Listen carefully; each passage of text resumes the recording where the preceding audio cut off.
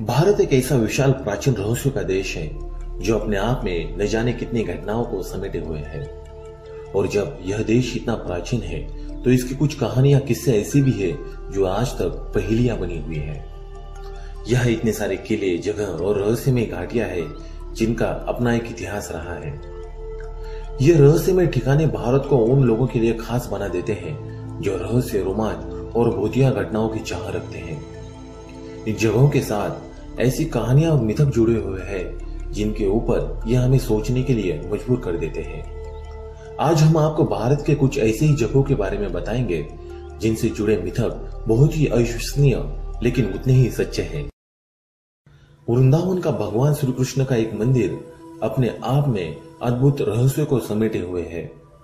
आपको इस बात को जानकर हैरानी होगी कि रात के समय इस मंदिर के अंदर और परिसर में किसी का भी रुकना मना है। यहाँ तो कोई पशु पक्षी भी रात के समय इस जगह पर रुकता नहीं है। आश्चर्यजनक रूप से अंधेरा होते ही इस मंदिर के सभी दरवाजे अपने आप बंद हो जाते हैं। ऐसा माना जाता है कि भगवान श्री कृष्ण आज भी राधा के साथ यहाँ पर हर दिन आधी रात के बाद रासलीला खेलने आते हैं। इस मंदिर में हर रात मंदिर बंद होने से पहले प्रसाद के तौर पर माखन मिश्री रोजाना रखी जाती है और सोने के लिए पलंग भी लगाया जाता है। मंदिर के पुजारी अंधेरा होने से पहले ही मंदिर में पलंग और प्रसाद की व्यवस्था कर देते हैं। सुबह जब आप इन बिस्तरों को देखेंगे तो साफ पता चलेगा कि रात में जरूर यहाँ कोई सोया है और प्रसाद भी ग्रहण कर चुका है। दूसरी आश्चर्य की बात तो यह है कि यहाँ पर जितने भी पेड़ हैं उन सारों के सर झुके हुए हैं जैसे वो किसी को नमन कर रहे हो। दोस्तों, आप सबने बचपन से महाभारत और भागवत की कहानियां तो जरूर सुनी होगी। इन कहानियों में भगवान श्री कृष्ण की दिव्य नगरी द्वारिका का हमेशा ही जिक्र आता है, जिसे भगवान श्री कृष्ण ने समुद्र को हटाकर बसाया था। इस जगह को उस वक्त की सबसे उन्नत और रहस्यमय जगहों में से एक बताया गया है।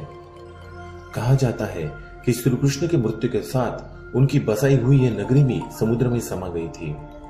ज्यादातर लोग इस बात को कहानी या मिथक ही मानते होंगे, लेकिन 2005 में वैज्ञानिकों के एक गुट ने गुजरात के समुद्र के अंदर द्वारिका नगरी के कुछ अवशेष ढूंढ निकाले हैं।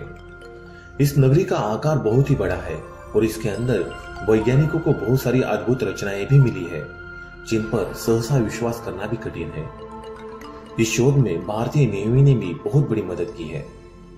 इससे इस बात का पता चलता है कि हमारे देश का जो भी इतिहास पुराणों में वर्णित है वो पूरी तरह से मिथक नहीं है और उनमें कुछ न कुछ तो सच्चाई जरूर है।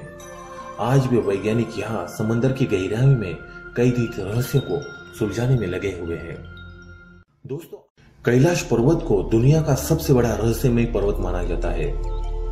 मान्यता के अनुसार इस पर्वत पर भगवान शिव वास करते हैं। सदियों से इस जगह को अप्राकृतिक शक्तियों का केंद्र माना गया है। यह दुनिया का एकमात्र ऐसा नैसर्गिक पर्वत है जिसका आकार पिरामिड के आकार के जैसा है। वैज्ञानिकों के अनुसार यह पर्वत पूरी धरती का केंद्र है और उन्होंने इस बात को साबित भी कर दिया है। कैलाश पर्वत एक ऐसा भी केंद्र है जहां पर दसों दिशाएं मिल जाती है। इस पर्वत पर चढ़ना निषिद्ध है और कोई भी इस पर चढ़ने की कोशिश भी नहीं करता है।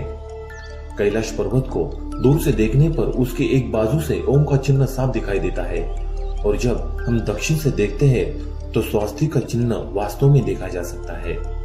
कैलाश पर्वत और उसके आसपास के वातावरण पर अध्ययन कर रहे रशिया के कुछ वैज्ञानिकों ने जब तिब्बत के धर्मगुरुओं से मुलाकात की तो उन्होंने बताया कि इस पर्वत के चारों ओर एक अलौकिक शक्ति का प्रवाह है जिसमें तपस्वी आज भी आध्यात्मिक गुरुओं के साथ टेलीपैथिक संपर्क करते हैं।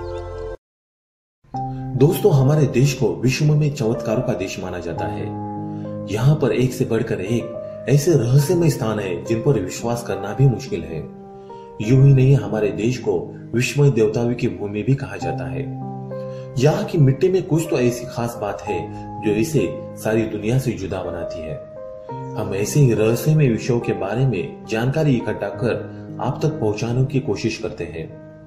आने वाले वीडियोस को देखने के लिए हमारे पेज को सब्सक्राइब और नीचे दिखाए गए बेल के बटन पर क्लिक करना मत भूलिएगा। धन्यवाद दोस्तों।